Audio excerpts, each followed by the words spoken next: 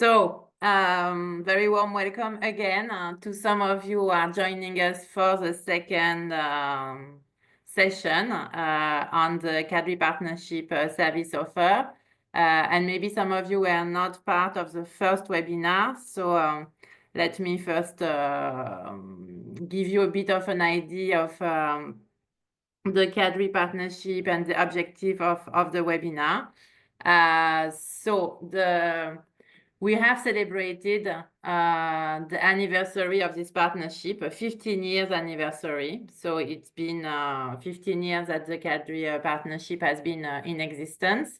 Many of you may have heard of the partnership in your regions or in the countries where you've been assigned. There are core lead agencies in this partnership: IOM, FAO, UNDP, UNFPA, also UNICEF, OCHA, WHO, and of course the Red Cross, Red Crescent system is a very strong partner, and then many others. And the objective of the partnership has been to actually develop joint tools and methodological approach to support countries understand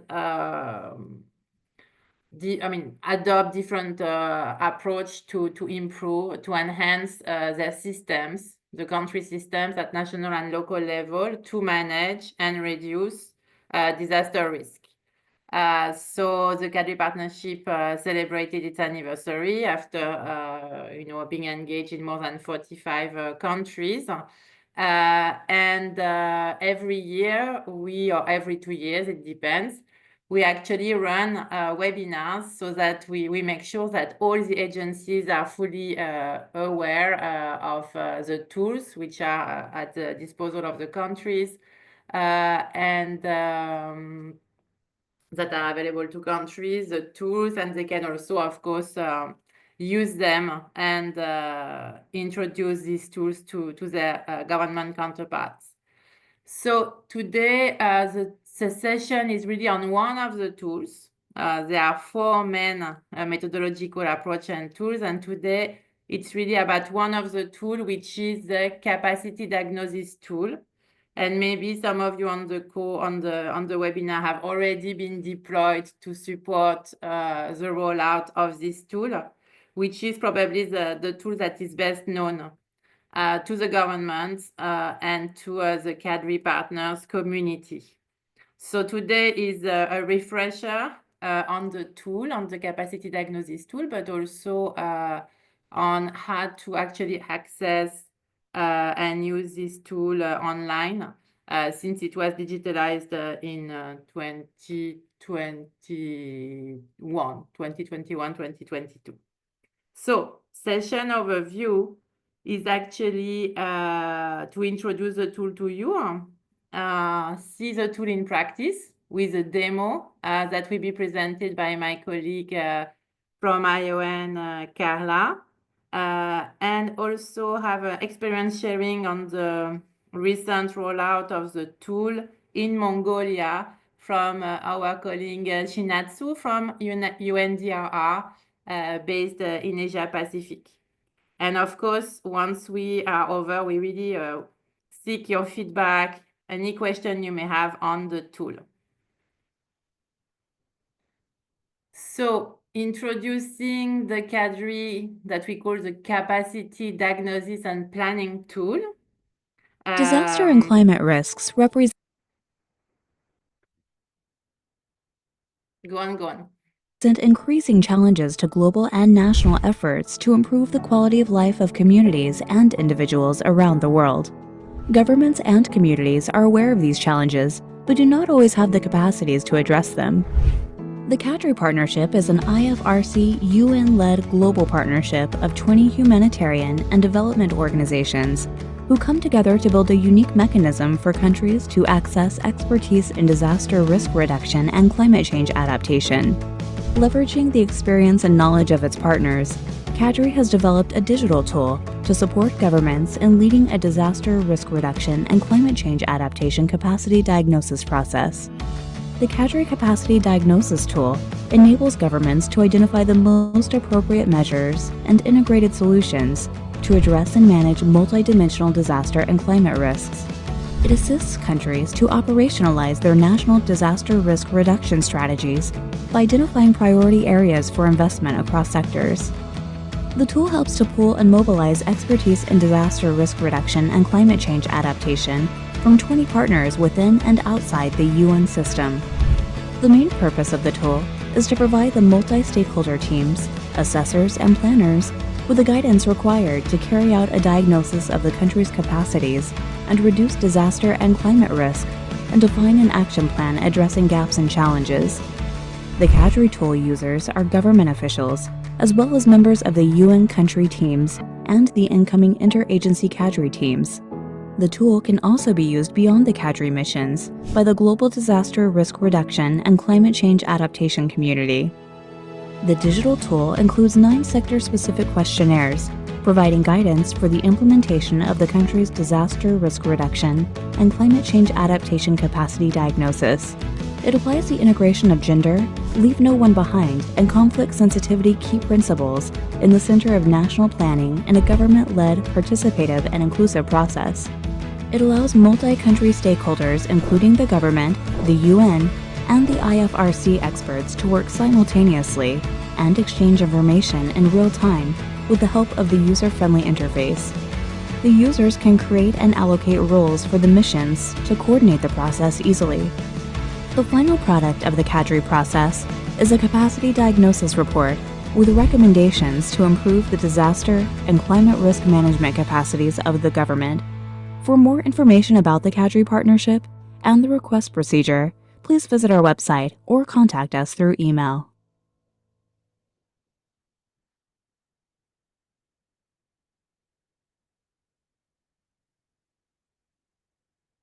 So this short video already gave you a bit of an idea of what the tool is about. So the tool has been developed by with the contribution of all the CADRI partners. And you see on the screen the different sectors, socio-economic, environmental sectors, which are covered by the tool. And the effort made by the partners to update the tool has been really to integrate gender equity, leaving no one behind, and conflict sensitivity in the questionnaire, because the tool is really also in essence a questionnaire to support government assess the strengths and weaknesses of their country systems to manage disaster risk and reduce disaster risk. So you see the sector. Some sectors have been added. We started with 6 sectors. I think we have now 10 sectors. So you see them all here. Some agencies have a special lead role on some of the tool because they were a lead agency to develop the module. So for instance, WHO, obviously for health, or FAO on agriculture and food security, or UNESCO on cultural heritage. So it's really leveraging the strengths of the specialized expertise of each agency and bringing the agencies to work together with a common, united by a common methodological approach. So the tool is probably the best known by the government. This is the tool for which we get most requests.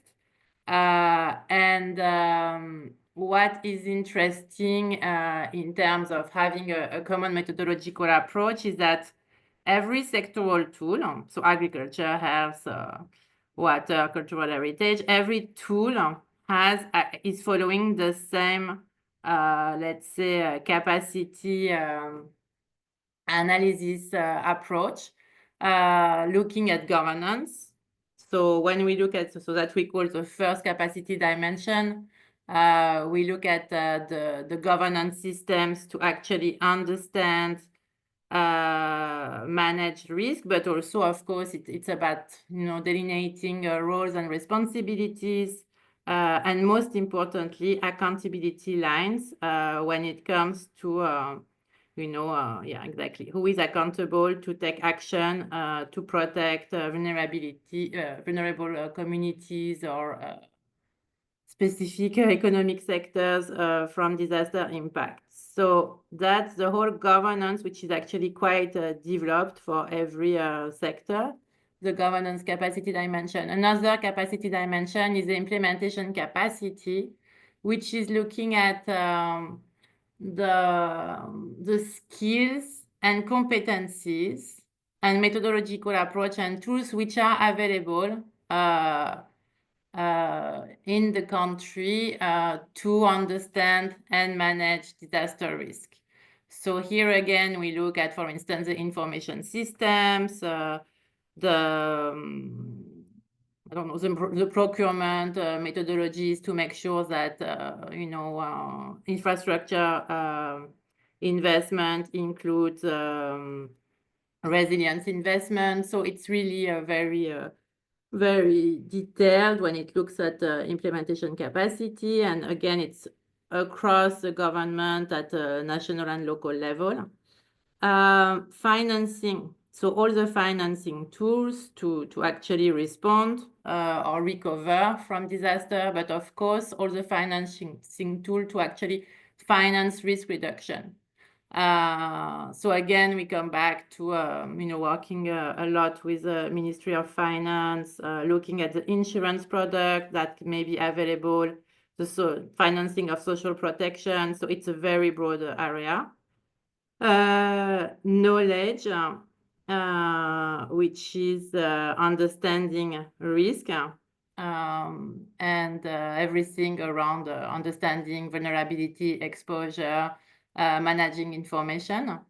And finally, one important capacity dimension is also access to technology and equipment.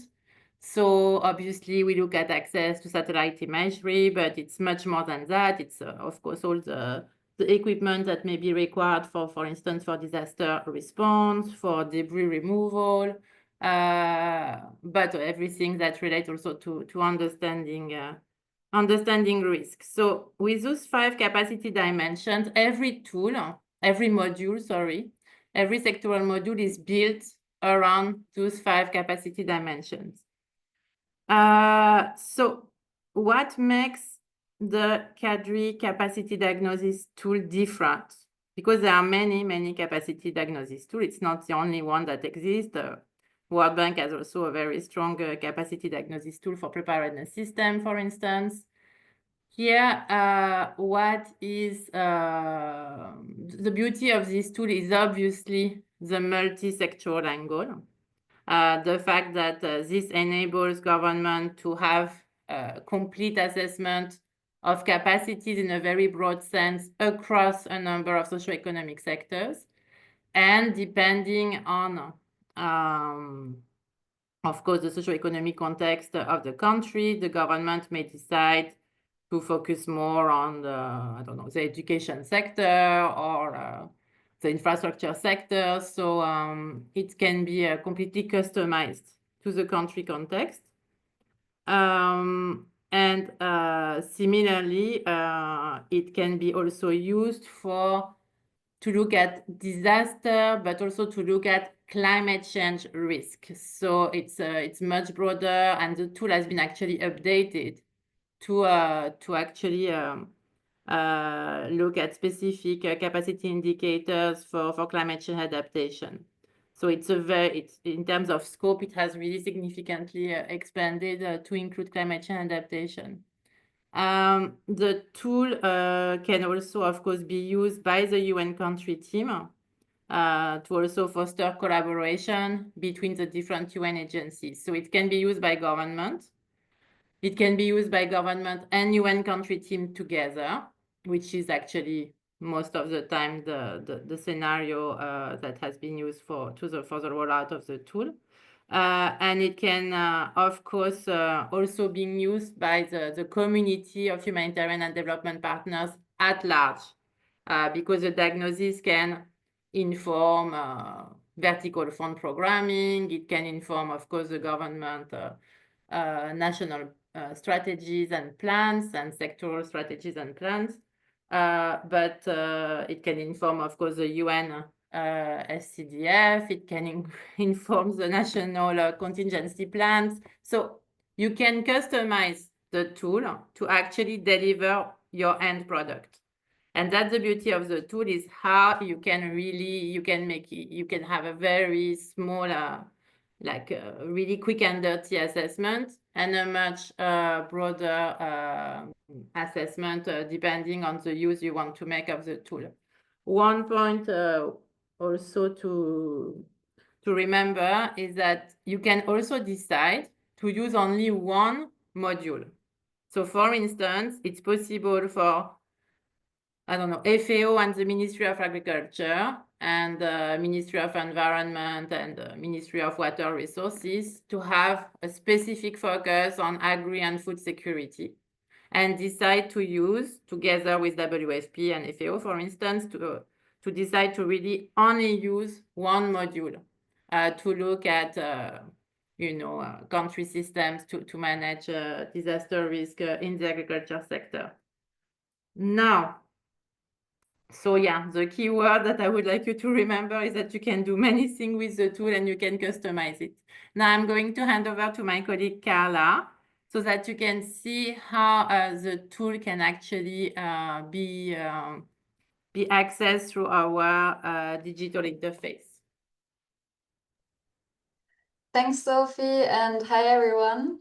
My name is Carla Lienhardt. I'm representing IOM, but also have been working directly for the CADRI Partnership Secretariat for 3 years, including during the time that we launched the amazing CADRI tool, the digital version that is. So I would like to give you a quick tour of the CADRI digital tool and show you the main components, how to navigate the interface, but also illustrating a bit how you can use it for planning and implementing multi-sector or sectorial capacity diagnosis for DRR and climate change adaptation capacities. And really, yeah, maybe take a bit away any doubts or hesitations that it could be too complex to use. Anyone can use it. So yeah, let's have a look how it works. It's quite straightforward, but here you can see first where to find it. If you're on the CADRI website, you'll see here CADRI tool. You should go to the new CADRI tool, of course, not the old version. Also to say there's a training site which can be very useful if you first want to test the functionalities or have a demonstration yeah, if you're planning for a mission just before having a separate setup that's not directly in the main tool interface. We have a specific training site for that, which we also used a lot because, of course, this tool has had several iterations. It has been tested a lot. We've been gathering lots and lots of feedback to continuously improve the tool. And yeah, so the tool is, as any tool, I guess, a live thing that is constantly has to evolve with user feedback. So this is also why we need you and your user experience.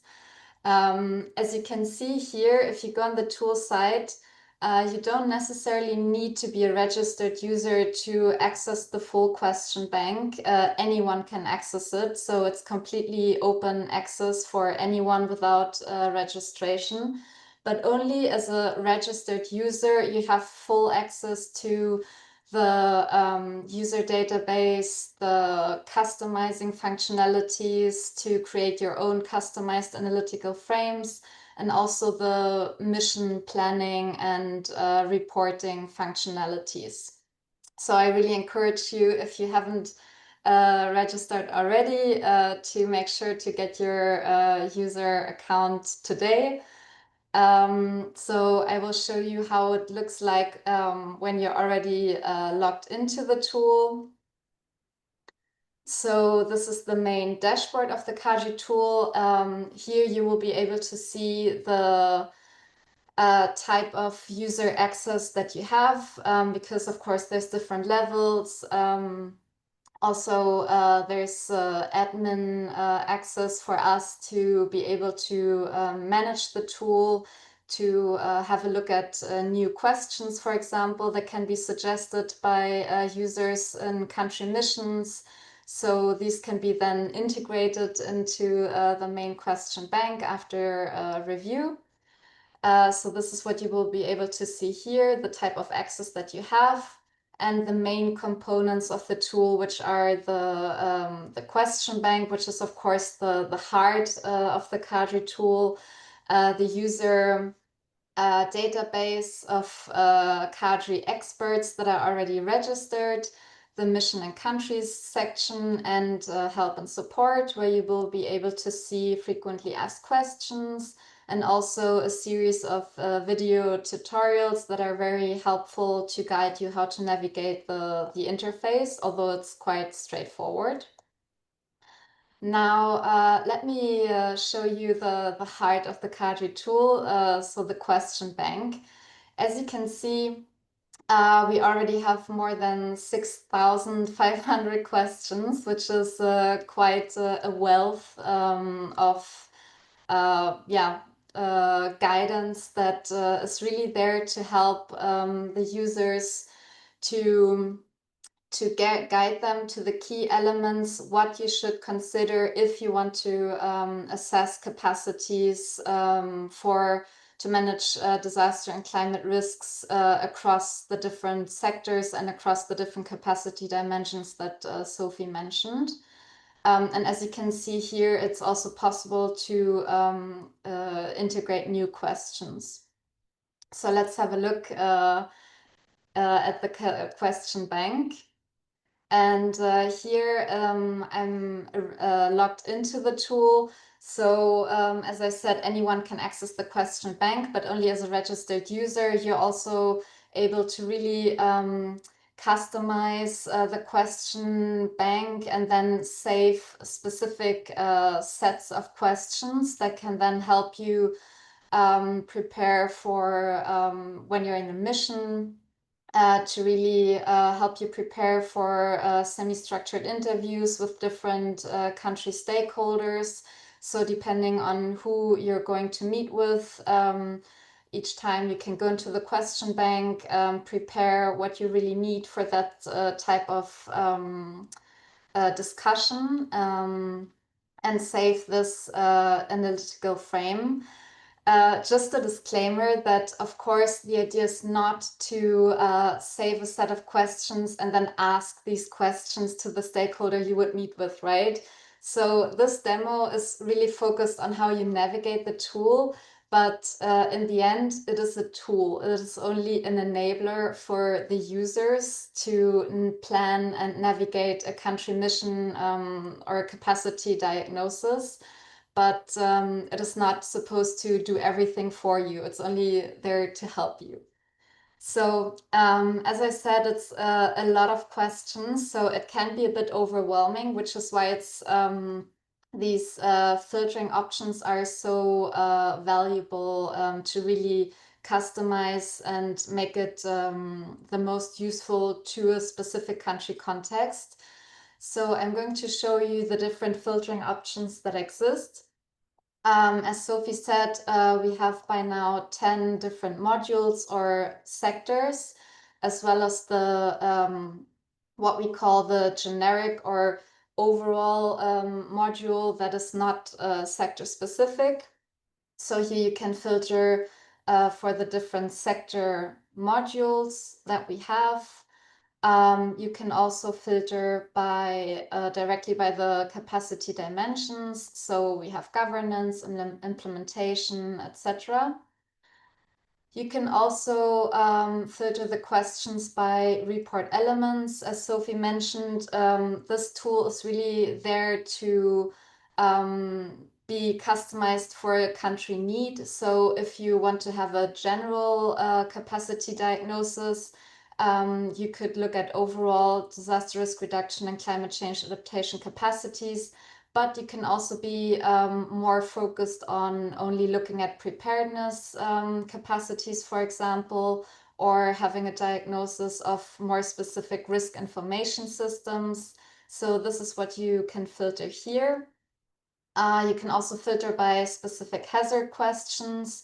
So we have a long list of specific hazards. And also principles. What we mean by that is that you can also filter specific questions that relate to how to integrate conflict sensitivity into a diagnosis of capacities to manage DRR and climate change adaptation. Also, how can we have a more specific focus on gender equality and women empowerment? LNOB, maybe I'm not the only one not liking this acronym, but it's also explained what we mean by that. So how can we make sure that we also consider vulnerable population groups in our analysis of capacities? We have specific questions that relate to the local level and also specific questions for private sector. So you can filter specifically questions that will help you for your specific needs. And there's also a search function to search by keywords. So I'm just gonna quickly show you maybe one example. You can also combine the two. So if, for example, I want to have a look at the generic module, and I want to have a look at everything that relates to drought. And I want to have a look for prevention of drought risk. So I would filter by the module, prevention as the report element, and then the keyword, which would be drought, and then I can search.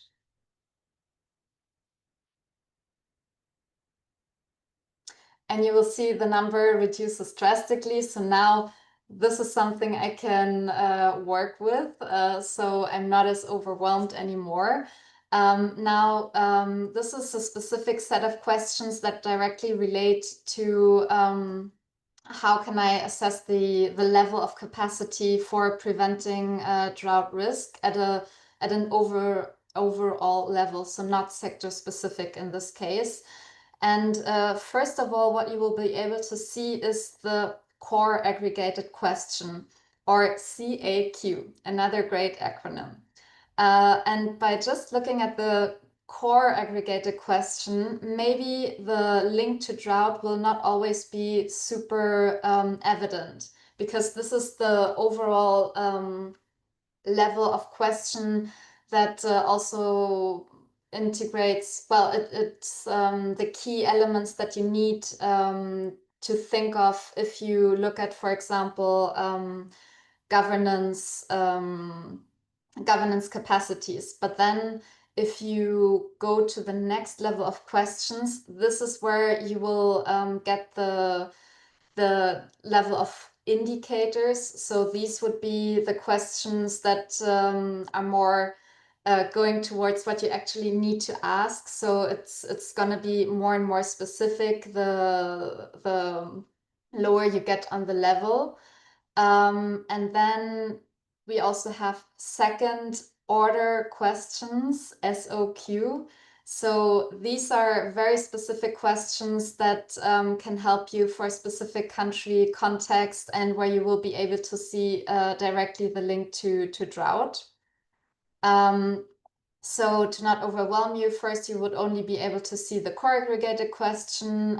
So elements that are, so to say, must assess, and then going deeper and deeper, you can select what questions are actually useful to you and which maybe you can also delete because they're not relevant to your context. So here, for example, another question To what extent does the country have specific technology and equipment for hazard observation? So here you will really be able to go into detail and see, okay, does the institution have the required technology and equipment for drought risk surveillance and analysis? And yeah, do you have a suggestion for very specific drought-related questions that can help you in your analysis? If I now want to save this specific set, I can click here on Save Frame. As you can see, I've already saved a lot of specific frames, so I can switch around and save as many frames as I want. And here we'll be able to select them. If I go to the selected frames, I can then also download them. And in the downloaded version, of course, I'll be able to take that with me to an interview, take notes, and adjust them as needed for the actual mission. So this is how the question bank works. It doesn't say here to which dimension, capacity dimension it relates, but as you can see, it would usually be in the right order. So going from governance to implementation to financing to knowledge to technology and equipment. But as I said, you can also look for specific capacity dimension questions here. Now let me go back to show you also the other components. Just to say that also in the user database, you're able to filter. So for example, if you're planning a capacity diagnosis mission in your region, let's say Latin America, so you may be looking for experts to complement the expertise you already have in country. So you can search for the regional coverage that's of interest to you and also the language. So let's say you need experts that are fluent in Spanish. So you can first search for the region, then for the language, and then also for the area of specialization. So if in country you have most of the sectors covered, but you're missing an agriculture expert, you can filter it here and then check, oh, so seems like Raul is your guy. So you can actually go to the profile and check what the user has already filled out and see if it matches what you would need for your country mission. And then there's no direct contact details here, but this is why we also have a network of CADRI focal points. So we will be able to facilitate the contact. So yeah, this is how you can also find expertise for your country missions. Now I would like to show you the missions and countries component. So this is really where you will be able to plan and facilitate your multi-stakeholder missions, either in country or hybrid or virtual. It's all possible with the tool. Here you can see the missions that have already been created. So of course, we've already been using the tool in different country settings. For example, in Djibouti, in Costa Rica, Mongolia, Tanzania, etc. So I'm going to show you how the mission setup looks like. Or maybe first of all, I can also show you how you would be able to create your own mission setup, because what we would start with is creating a country frame. And this is where it's important to say this is a tool, but you have to use it in a country context, and it does not replace actual stakeholder interaction. So this step you can only do once you've done a scoping exercise. So whether you do it in country or online or hybrid, what you need to do is really to have a multi-stakeholder exercise, engage with the government, with different institutions to find out what is really the added value of a CADRI capacity diagnosis, what is really priority in the country context. So let's see, if, for example, we want to create a mission for Honduras, we can select what type of diagnosis we want to carry out. Is it a general DRR and CCA capacity diagnosis, or is it focused on preparedness or risk information? So let's do a general one. Here you can put a date where you would like to have the final report done. And here you will be able to select the different modules that will be priority for your assessment. So let's take agriculture as a productive sector for Honduras, and the generic module, maybe human mobility and social protection. So you can, of course, select multiple modules that would be relevant. You can also select priority hazards like drought, floods, and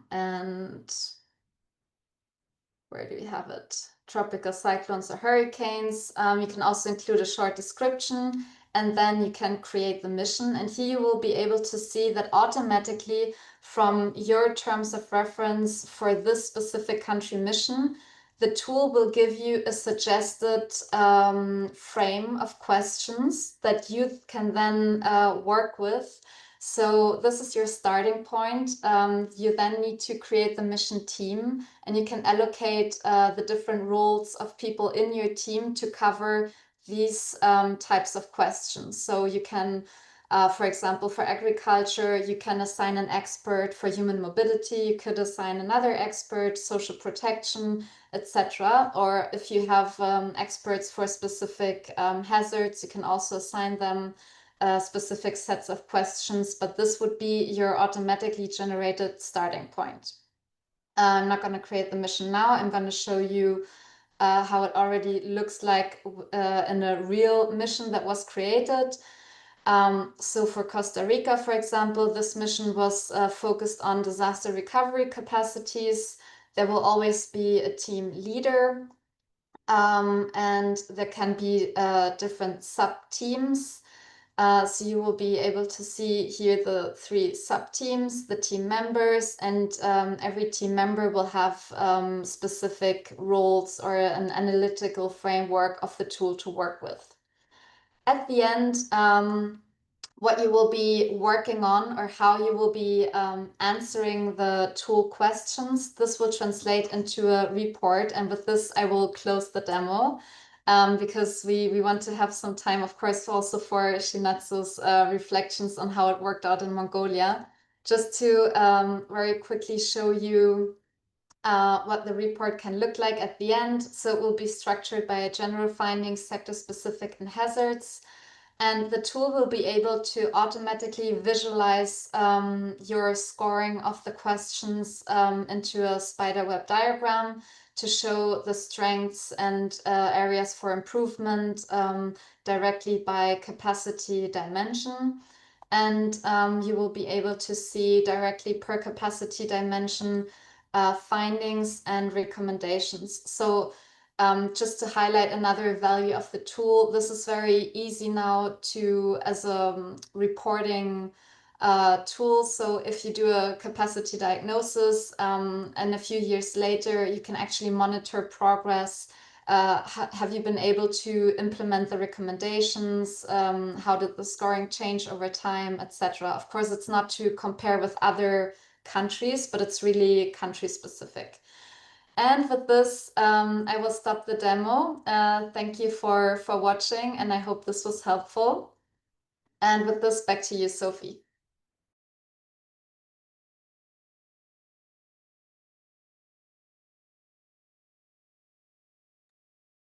Thank you so much, Carla, for running us through the demo. It's really always, each time I see it, it's more enlightening. I forget sometimes some functionalities, so really thank you very much.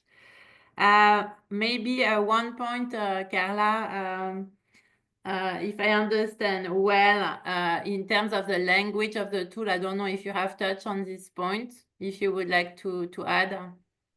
No, that's actually something I forgot to show you. Maybe you've caught upon it that there's a section in the tool where you will be able to see the language that's automatically it would be English as the default function, but you can switch the language. We have the tool already enabled for French, Spanish, German, Russian, Arabic, simplified Chinese, Greek, and Swedish. So you can switch between these languages and the full tool content, not just the question bank with the questions, but the full tool will be shown in these languages, which is really great for country missions. Thank you, Sophie. To conclude, before handing over to our colleague Shinatsu, who will really share her own experience using the tool for the Mongolia capacity diagnosis. But just to also remind ourselves that the tool is not an end in itself. It's just, a methodological approach, but in the end, what we want is to really build the momentum for reform, support the government, build the momentum for reform in a given country. It can also be, of course, at local level. So it can also be used at the level of a district or province. And again, it can be used by a single ministry as well, if it is to focus on a specific sector. So what is really the end purpose of this kind of diagnosis?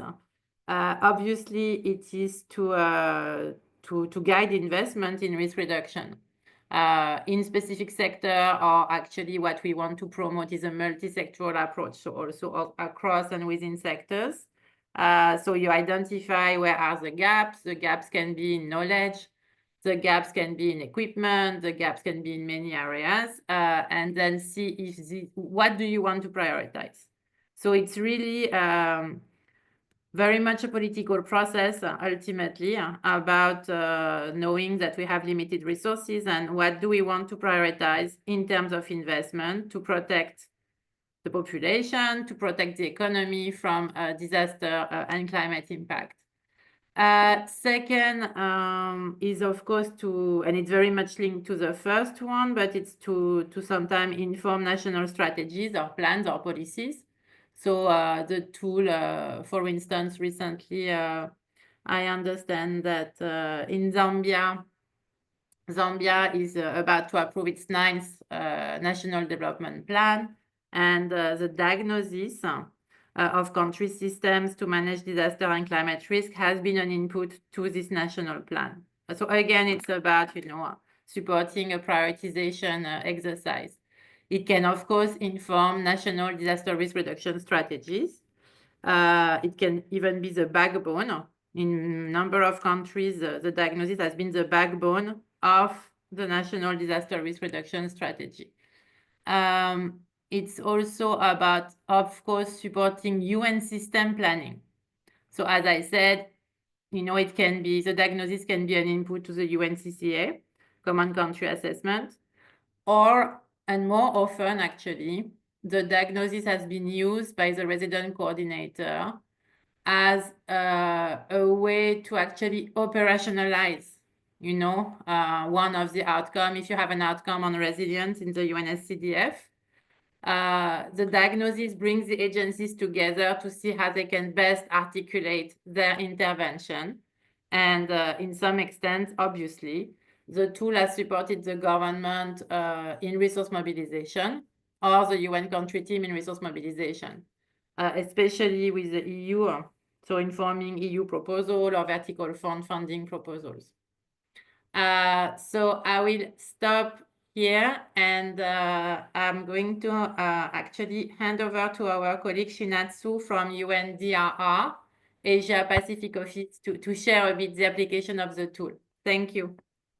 Thank you, Sophie. My name is Chinatsu. I'm representing UN Office for Disaster Risk Reduction and sitting here in Bangkok.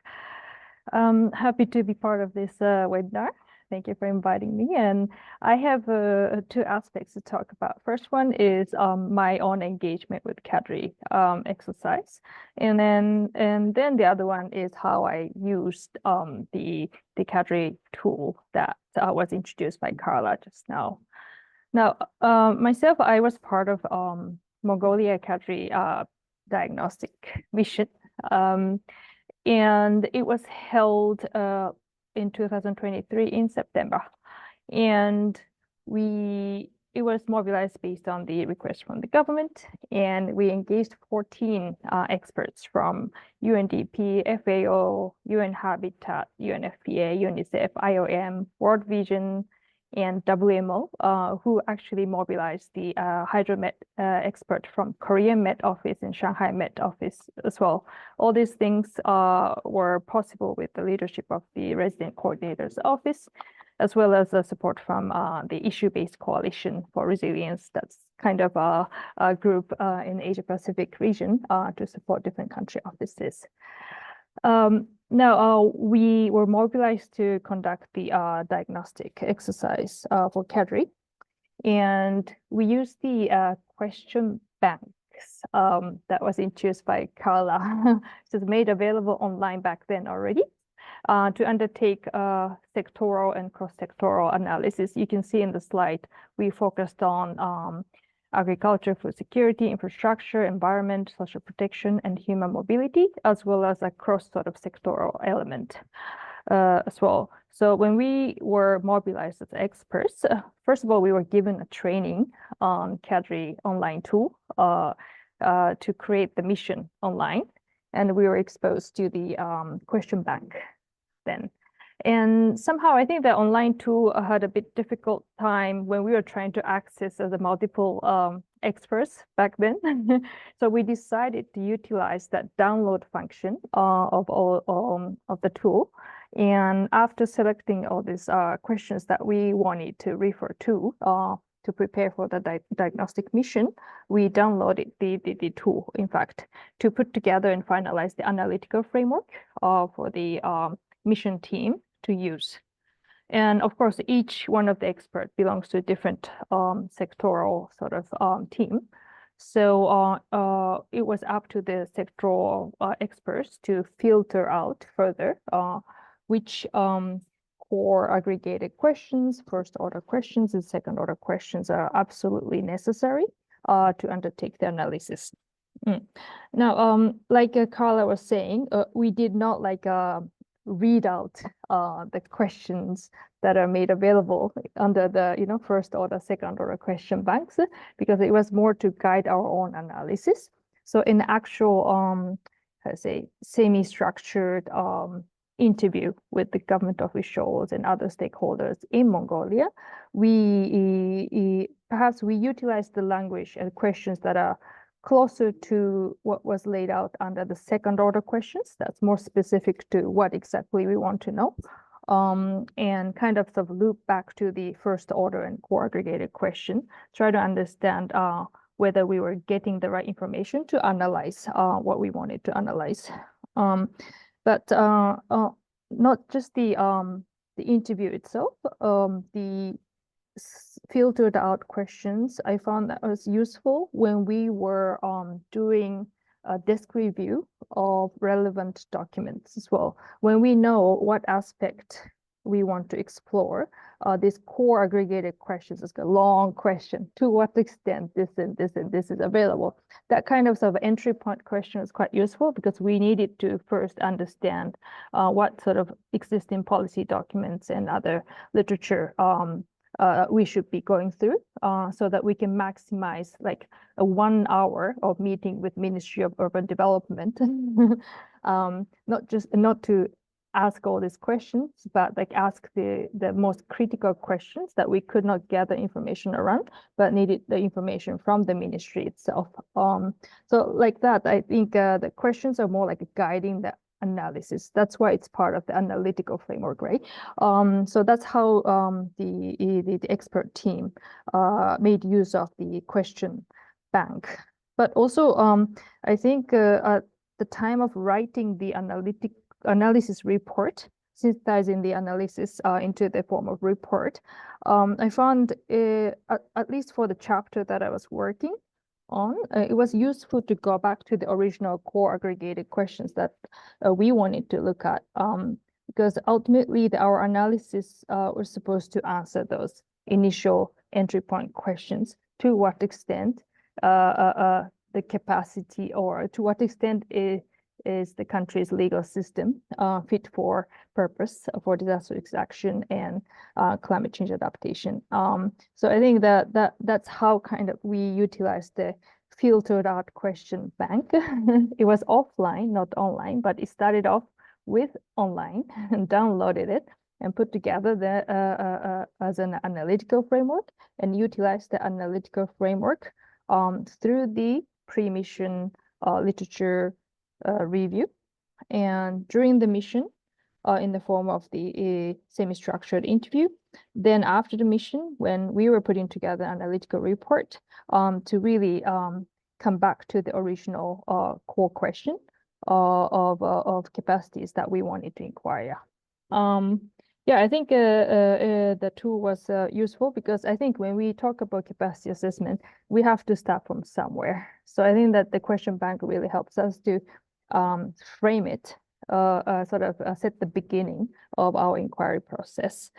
Yes, I think I will stop here. This is my experience. It was pretty useful. And then I only have one experience of being part of CADRI mission, but I enjoyed the process and working with the multiple experts from different countries and different agencies. Thank you very much.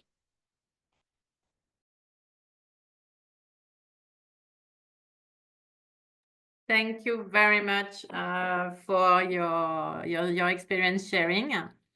I think what you see now on the screen is that what we're presenting to you today. You can actually access a number of training material, like very short training on how to use the tool. Or very short training. You can also access a lot of experience, like video recording the experience with the tool from different governments, also from different UN agencies. So if you're wondering what was, UNICEF experience with the tool, you can perfectly find the video, very short video, testimonial from UNICEF about the experience with CADRI and with the tool. And of course, the different governments, you can also find the same from the Red Cross Society or Red Crescent Society. So everything is on the website. In addition to the tool, a lot of guidance material in relation to the tool and other services of the CADRI partnership. And if you also need to reach out to someone in your region, you can actually, again, connect to the CADRI website, www.cadri.net. And then here you will find your agency focal point in your region, or another agency focal point, it depends, to whom you can reach out to get more information. So we are coming to the end of this webinar, but we would like now to actually open the floor for any question or answer you may have. Any question. Some of you can also provide the answer, because I see on the list that some of you are familiar. I see a few names of colleagues who have already been deployed on CADRI diagnosis mission. So you can also provide the answers. So we open the floor for any reaction or question from your end. Thank you. Sophie, because it's a webinar today, we are using the Q&A chat box function.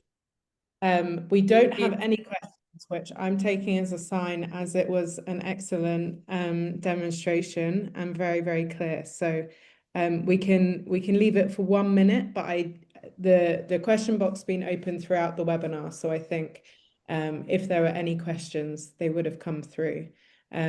So we can wait 30 seconds, and then perhaps I think we can just close today's session, and anyone can reach out to any of our focal points if you do have any questions. But feel free to post in the chat now.